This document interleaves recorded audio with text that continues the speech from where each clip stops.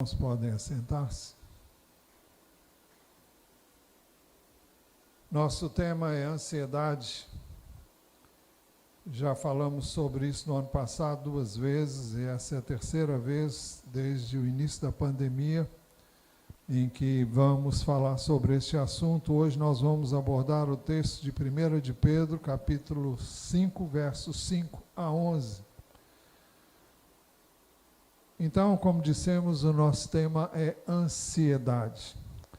O que é a ansiedade? Ansiedade é sofrer por antecipação, por algo que eu e você não sabemos sequer se irá acontecer. Não obstante, a ansiedade impede que eu e você vivamos o tempo presente e que usufruamos o melhor que Deus tem para nós hoje, por causa dessa ansiedade. Ansiedade rouba a minha, a sua, a nossa alegria de viver. Provérbios 12, 26 diz: a ansiedade no coração pode abater alguém, mas uma boa palavra traz alegria. Mais adiante falaremos melhor sobre esse texto. A ansiedade também não nos acrescenta nada. Ela não nos ajuda em nada. Mateus 6,26, Jesus disse: quem de vocês, por mais que se preocupe, e a preocupação não é outra coisa senão a ansiedade.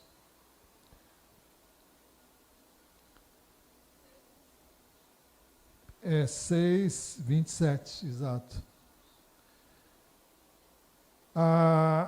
Assim, a ansiedade não nos acrescenta nada. Quem de vocês, por mais que se preocupe, pode acrescentar um côvado ao curso da sua vida? Então, por mais que nos preocupemos, nós não podemos aumentar nem diminuir o tempo de vida que temos. Não podemos mudar muita coisa relacionada à nossa própria vida. Então, a nossa preocupação é inútil. A ansiedade não resolve a situação. Mateus 6, 31 e 34, Jesus disse: portanto, não se preocupem dizendo que comeremos, que beberemos ou com que nos vestiremos. E o verso 34, Jesus disse: portanto, não se preocupem com o dia de amanhã, pois o amanhã trará os seus cuidados.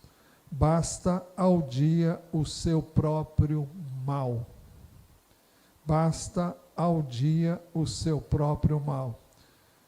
Isso significa que nós devemos viver um dia de cada vez e não nos anteciparmos a um futuro que não nos pertence. Quais são as causas da ansiedade? A primeira, aquela que é resultante do pecado não tratado, não resolvido. Nós temos como exemplo aquela que os irmãos de José viveram. Depois de terem no vendido a aqueles que o comprou, aquela caravana de mercadores para quem eles foram vendidos, para quem ele foi vendido.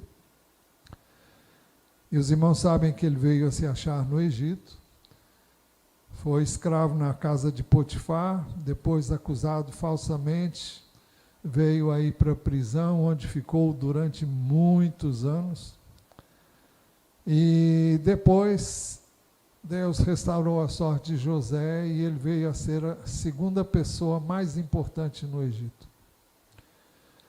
E nessa posição houve uma fome que levou os seus irmãos a buscarem suprimentos para suas necessidades no Egito. E quando eles chegaram lá, eles não reconheceram José, mas José os reconheceu. E José não confiava neles, porque Eles já tinham feito o que fizeram com ele, e ele temeu que tivessem feito coisas semelhantes com seu irmão mais novo ainda do que ele, Benjamim. Então, o texto diz, no terceiro dia José lhes disse, Gênesis 42, 18 a 22. No terceiro dia José lhes disse, façam o seguinte e viverão, pois temo a Deus.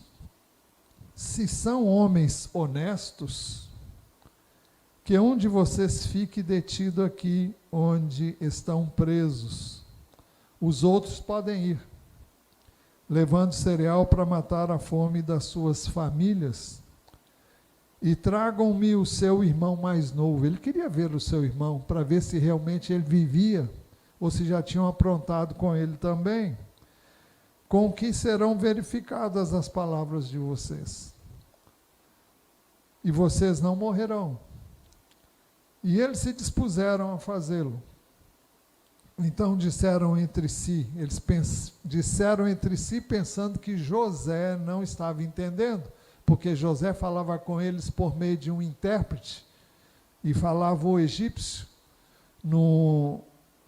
e alguém traduzia para que ele não se desse a conhecer quem de fato ele era.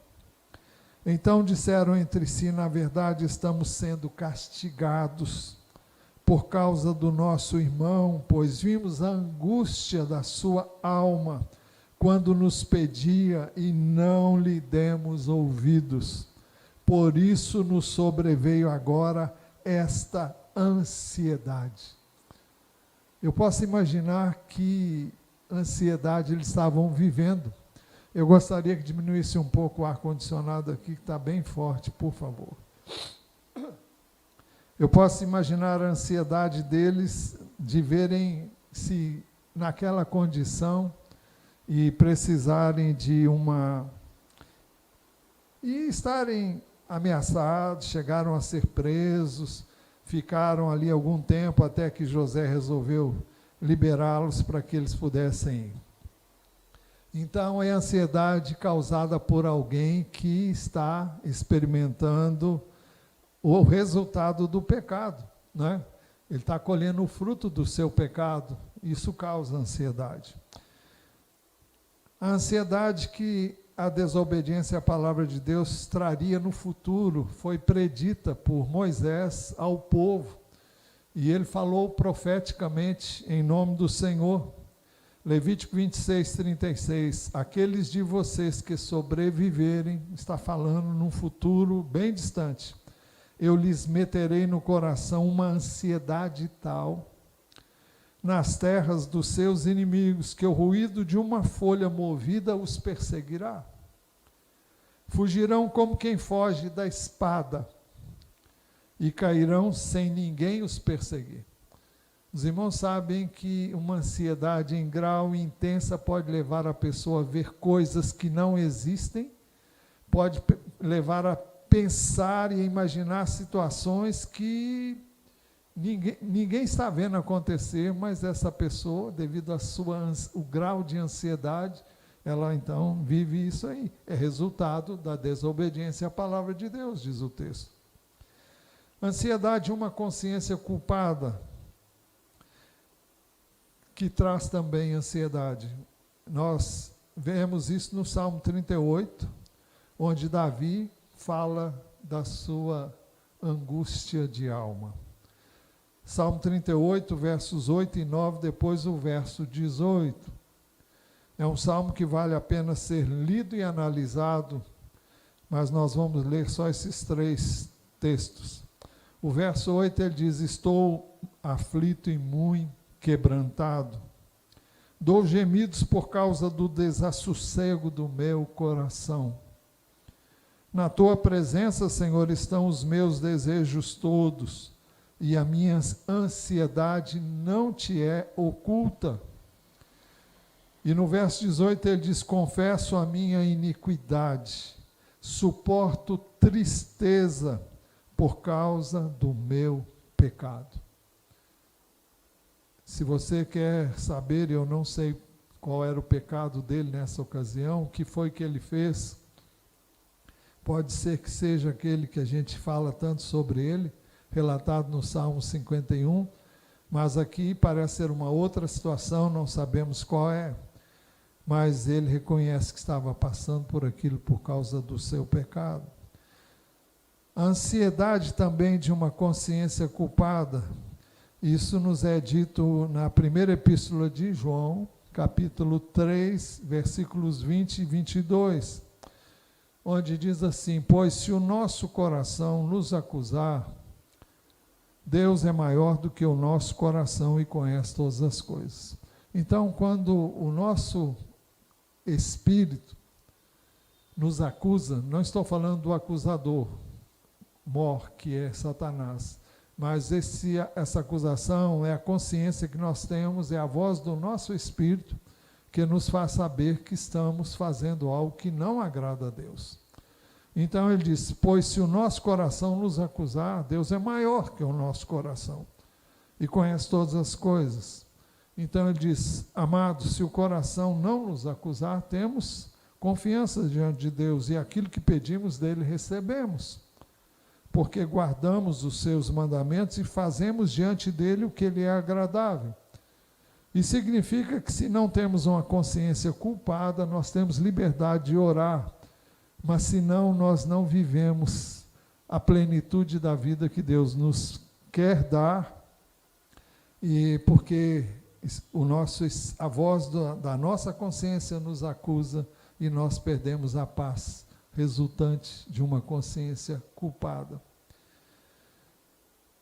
Quais são as causas da ansiedade? Em segundo lugar, a segunda, ansiedade resultante da incredulidade causada pelo sofrimento. O texto que nós vamos ver,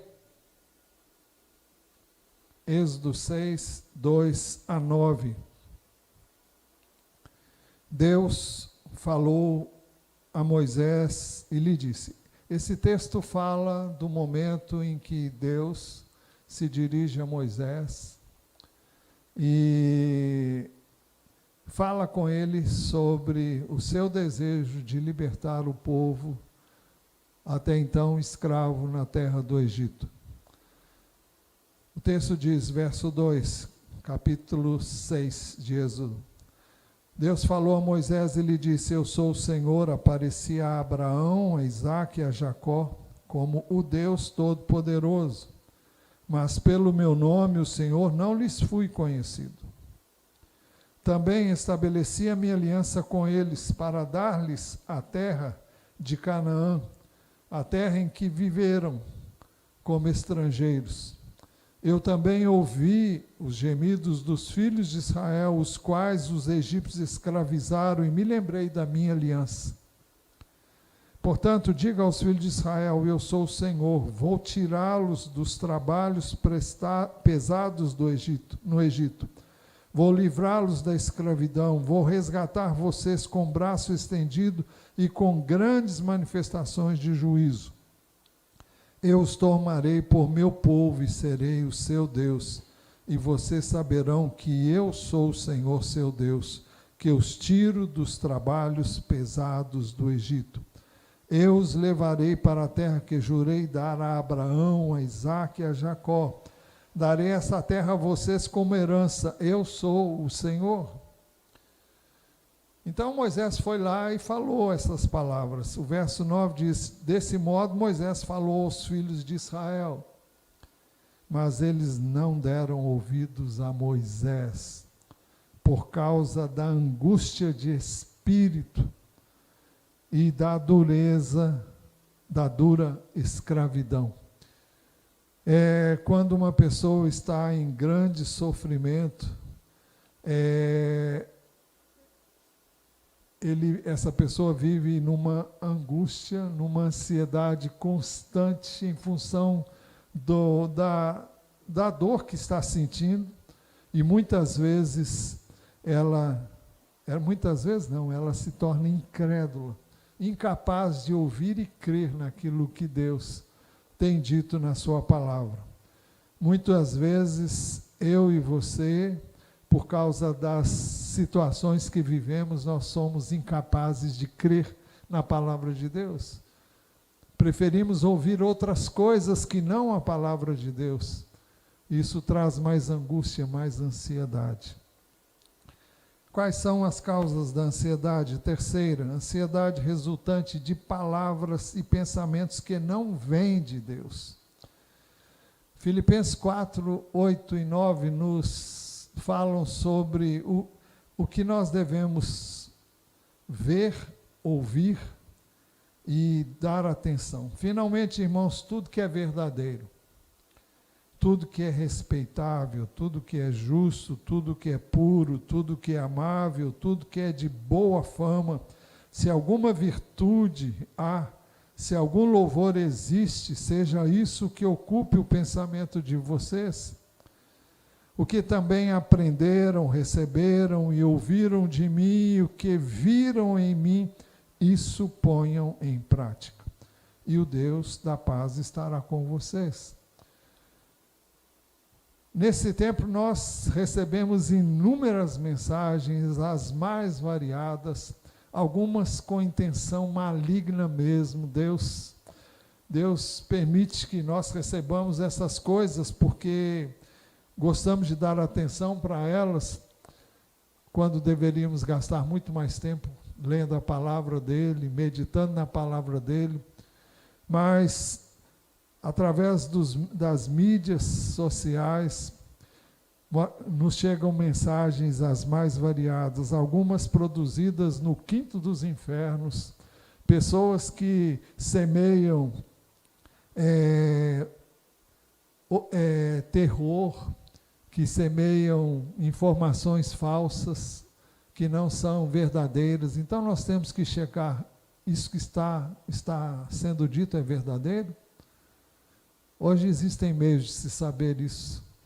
E se você tem se tornado um expert nessa área de mídia social, você também tem que ter elementos para poder verificar se uma informação é verdadeira ou não. Temos visto pessoas repassarem um punhado de coisas que não passam de fake news. E nós temos que ter cuidado com o que ouvimos. Finalmente, irmãos, tudo que é verdadeiro, então temos que passar por isso, por esse crivo. É verdadeiro? Qual é a origem dessa informação? Tudo que é respeitável é algo digno de respeito, é algo justo, é algo puro, é algo amável, é algo de boa fama.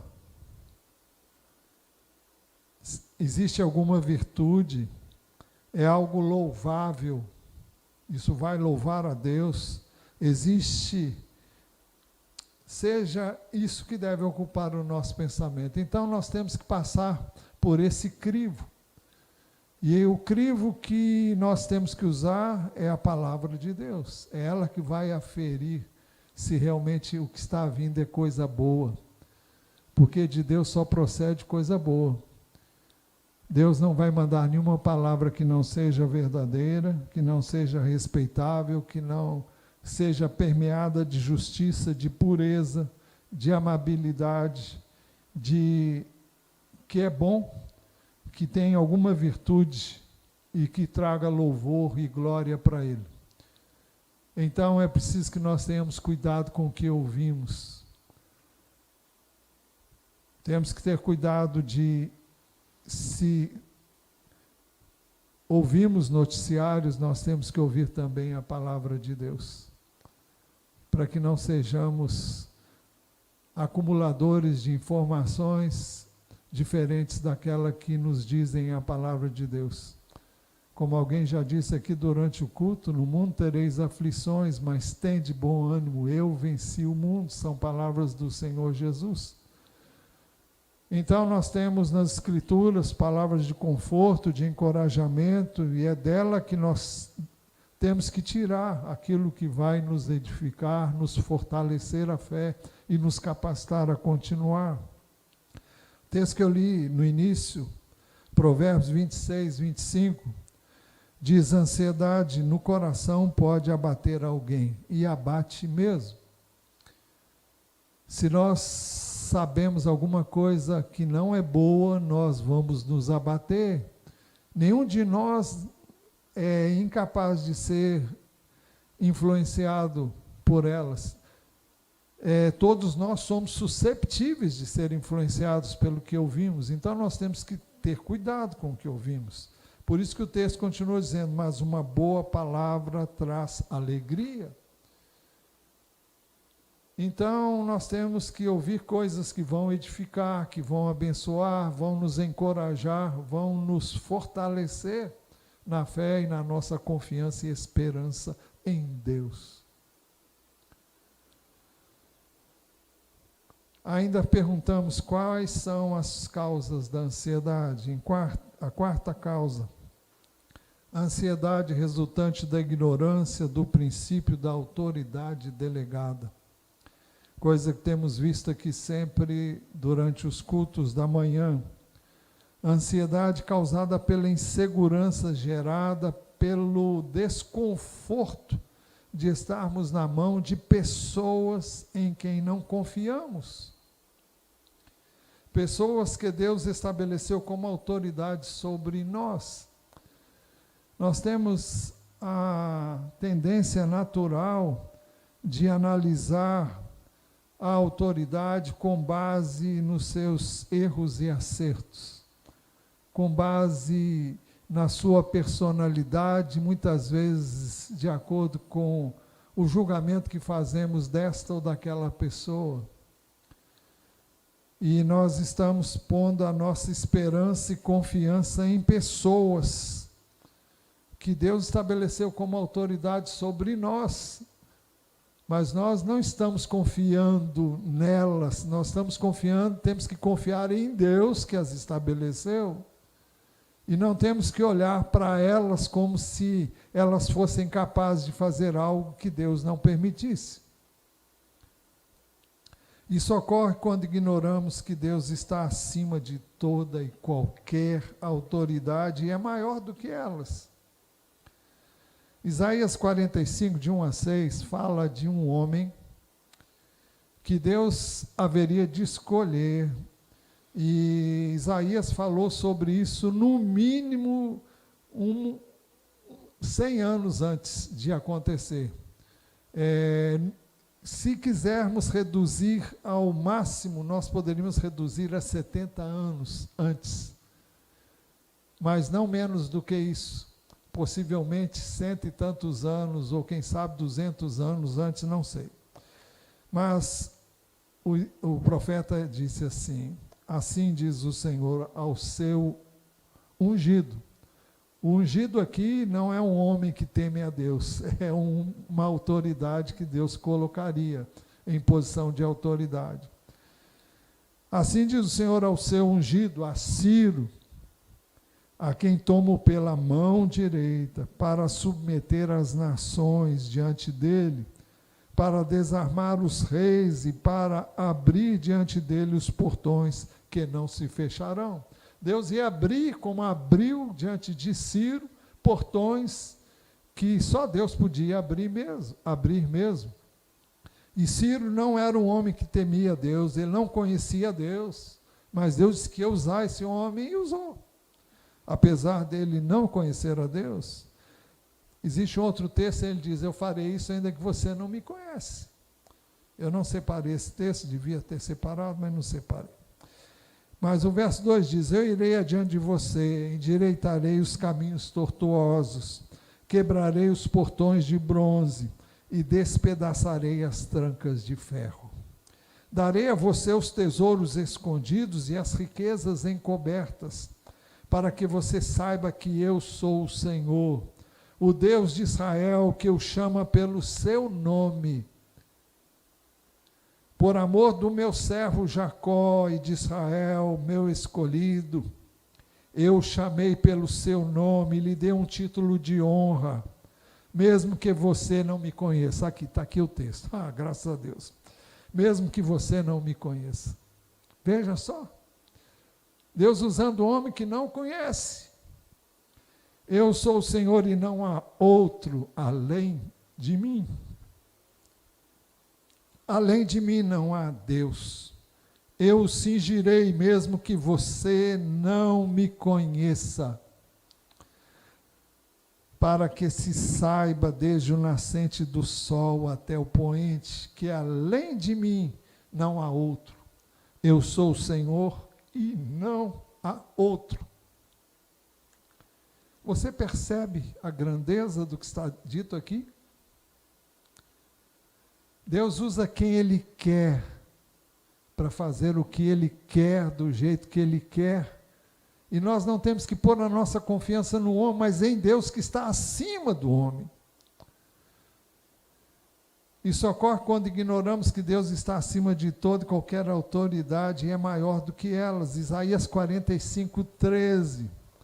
Ele diz: eu, na minha justiça, suscitei Ciro, e endireitarei todos os seus caminhos. Eu reconstruirei a minha cidade, Jerusalém, e libertará os meus exilados. Ele reconstruirá a minha cidade e libertará os meus exilados, não por preço, nem por presentes. Não vou dar nada para ele fazer isso, diz o Senhor dos Exércitos. É porque Deus quis que assim fosse feito. O que Ciro fez? Deus libertou o povo dele da escravidão na Babilônia, depois que o Império Medo-Persa assumiu o governo da Babilônia. E então Deus fez isso. Através de Ciro. Ciro foi bondoso, deu todos os meios, os recursos necessários para que Jerusalém fosse reconstruída, para que o templo pudesse ser construído também.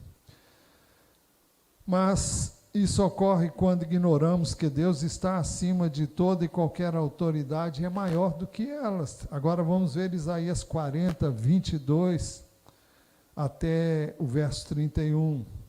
O texto diz: Ele, Deus, é o que está assentado sobre a cúpula da terra, cujos moradores são como gafanhotos.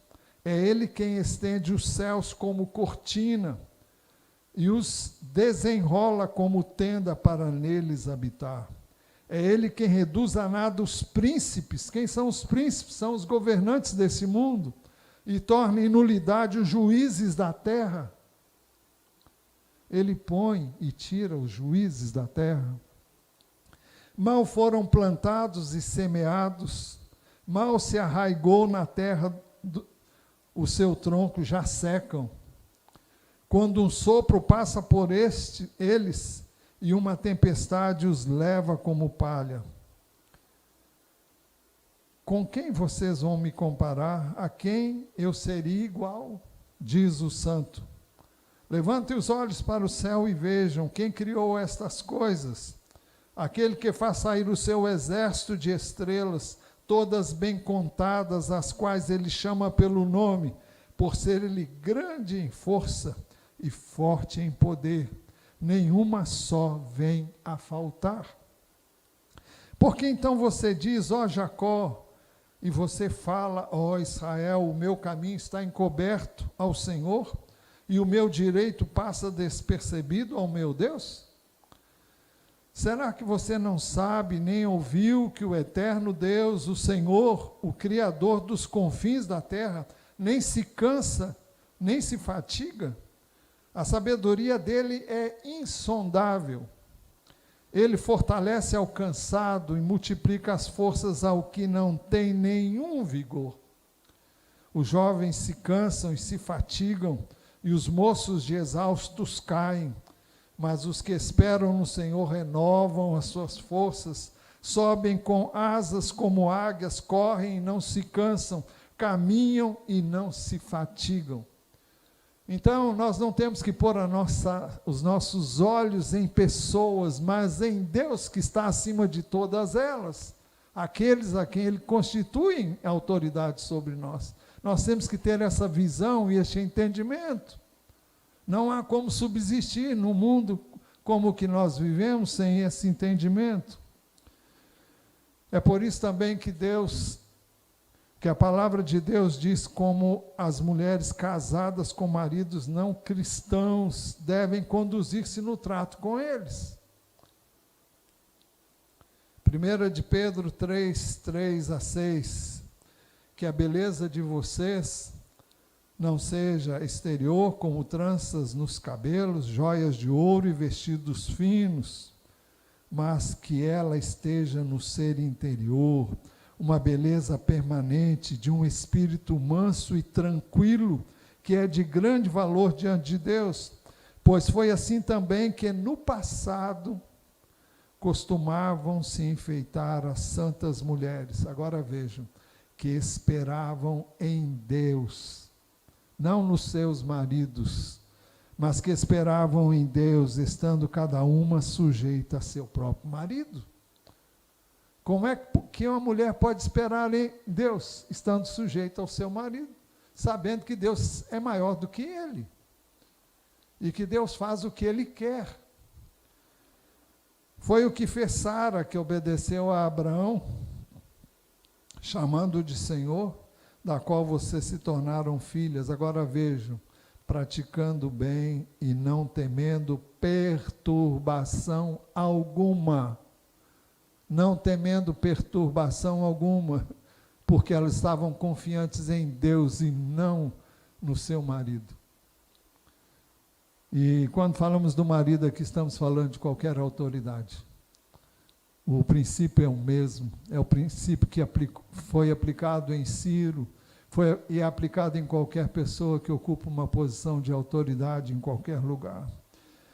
Ansiedade, quais são as suas causas? A quinta causa, a ansiedade resultando da incapacidade de ver o trabalho de Deus em nossas vidas, através das restrições e das limitações que fogem ao nosso controle. Nós vemos isso em Deuteronômio 8, 2 a 5, um trecho de uma preciosidade enorme. Moisés está prestes a... Ele não está prestes, porque ele vai morrer antes de fazer entrar o povo, mas o povo está prestes a entrar na terra prometida. E ele diz as últimas palavras que são registradas no livro de Deuteronômio. Eu amo ler o livro de Deuteronômio, é de uma beleza imensurável. Então ele recomenda ao povo: lembrem-se de todo o caminho pelo qual o Senhor, seu Deus, os guiou no deserto, durante estes 40 anos, para humilhar vocês, para pôr vocês à prova, para saber o que estava no coração de vocês, se guardariam ou não os meus mandamentos. Ele humilhou vocês, ele os deixou passar fome, ele os sustentou com maná que vocês não conheciam e que nem os pais de vocês conheciam, para que vocês compreendessem que o ser humano não viverá só de pão, mas de tudo que procede da boca do Senhor. Quando o texto diz, ele humilhou vocês e os deixou passar fome, não significa que eles passaram fome, mas que eles chegaram no limite em que não tinham mais para onde correr. Então, Deus os sustentou com maná, quando não tinha mais aonde buscar ajuda. Durante esses 40 anos, as roupas que vocês usavam não envelheceram.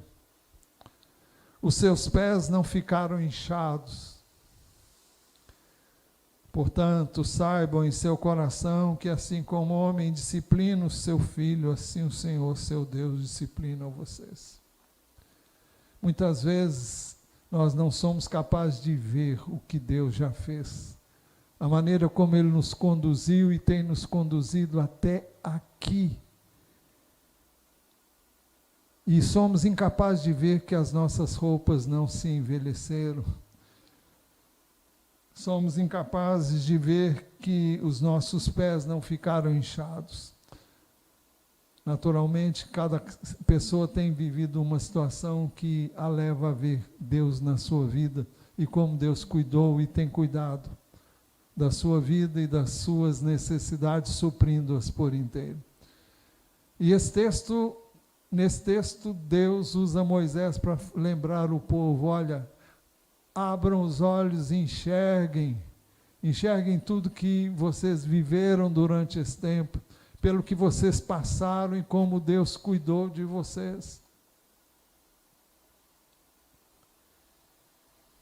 É por isso que o apóstolo Pedro foi boca de Deus ao nos dizer, 1 Pedro 5, 5-7, peço igualmente aos jovens, estejam sujeitos aos que são mais velhos, que todos se revistam de humildade, no trato de uns com os outros, porque Deus resiste aos soberbos, mas dá graça aos humildes.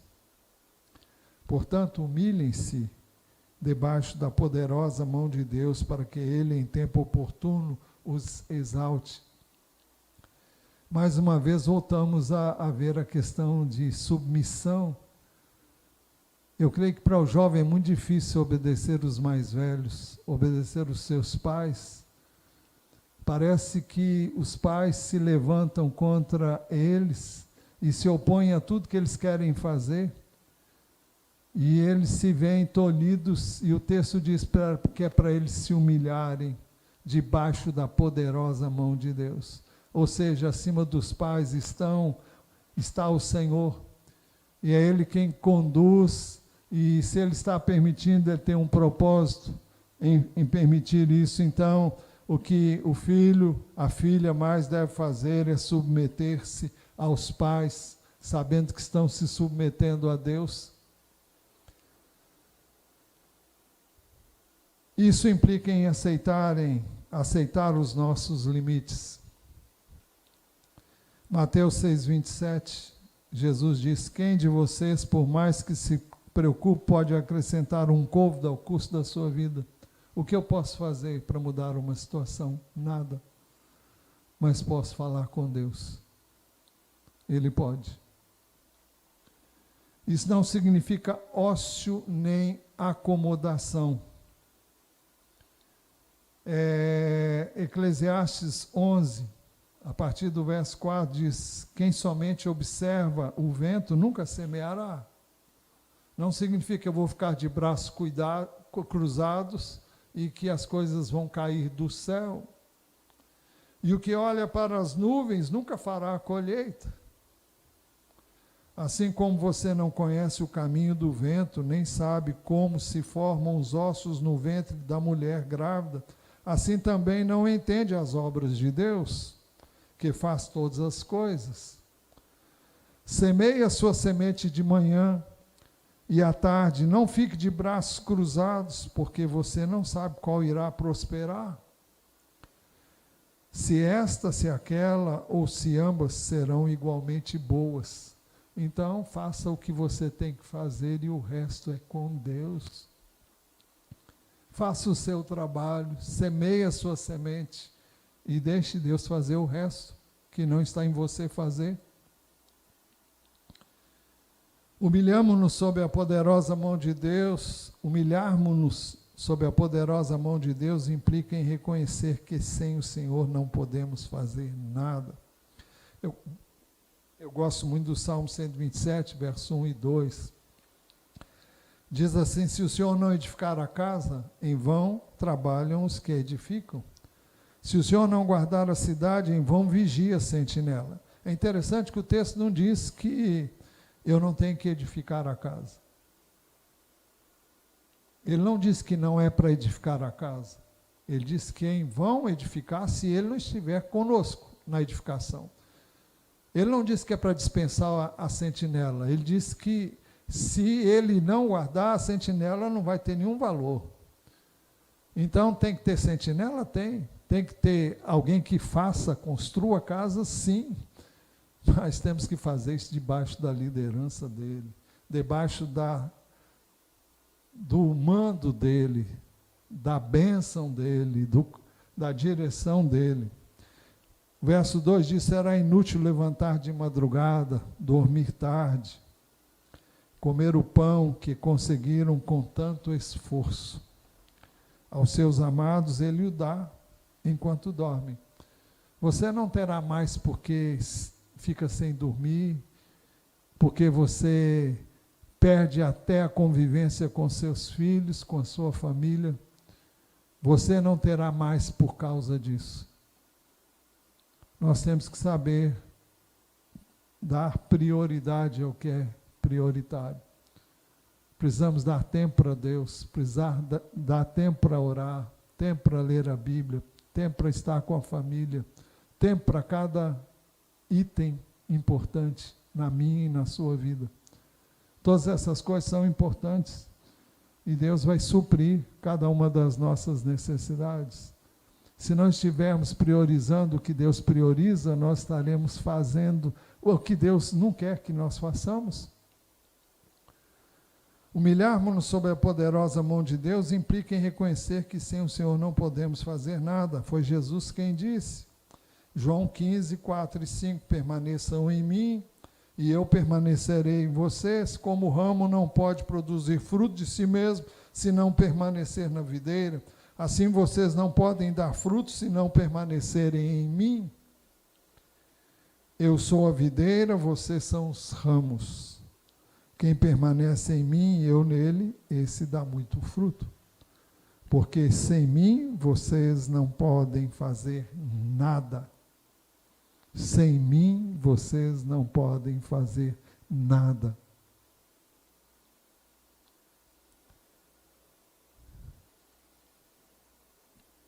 Estamos caminhando para o final. Que horas são?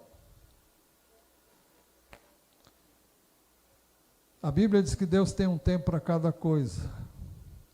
Eclesiastes 3, 1 diz: tu tem o seu tempo determinado e há tempo para todo propósito debaixo dos céus. Tempo de nascer e tempo de morrer, tempo de plantar e tempo de arrancar o que se plantou, tempo de matar e tempo de curar, tempo de derrubar e tempo de construir, tempo de chorar e tempo de rir, tempo de prantear e tempo de saltar de alegria, tempo de... Olha, aí vai a lista, depois você lê até o verso 8. 8, sim. É por isso que a palavra de Deus diz, em 1 de Pedro 5, 6, portanto, humilhem-se debaixo da poderosa mão de Deus, para que Ele, em tempo oportuno, os exalte. Humilhamo-nos sob a poderosa mão de Deus quando reconhecemos o seu governo, a sua soberania e o seu amor, quando reconhecemos também a sua capacidade de acudir, de interferir, de mudar a situação.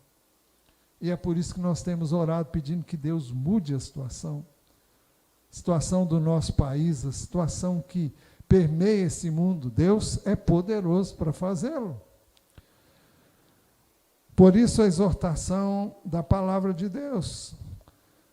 1 de Pedro 5, 7, lancem sobre ele todas as suas ansiedades, porque ele cuida de vocês. Como é que nós lançamos sobre Deus as nossas ansiedades? Lançamos sobre Deus a nossa ansiedade através da oração. Já vimos isso em Filipenses 4, 6 e 7. Não fiquem preocupados com coisa alguma, mas em tudo sejam conhecidos diante de Deus os pedidos de vocês, pela oração e pela súplica com ações de graças. E a paz de Deus, que excede todo o entendimento, guardará o coração e a mente de vocês em Cristo Jesus. Então é através da oração. E eu não sei de vocês, eu tenho buscado a Deus de uma forma intensa, eu e a Ana Bia, e temos buscado a Deus sem cessar, por N razões, por outras pessoas, por nós também, mas por muitas outras pessoas. É por isso que a palavra de Deus afirma também, 1 de Pedro 5, 7, e depois os últimos 10 e 11. Ele diz no 7, lancem sobre ele todas as suas ansiedades, porque ele cuida de vocês. E no verso 10, e o Deus de toda a graça, que em Cristo chamou a sua eterna glória, depois de vocês terem sofrido por um pouco, Ele mesmo irá aperfeiçoar, firmar, fortificar e fundamentar vocês. A Ele seja o domínio para sempre. Amém. Por isso é tempo de nos humilharmos debaixo da poderosa mão de Deus. E é isso que eu e você devemos fazer sempre. Portanto, humilhem-se debaixo da poderosa mão de Deus, para que Ele em tempo oportuno os exalte. Lancem sobre Ele todas as suas ansiedades, porque Ele cuida de vocês. Feche seus olhos e fale com Deus.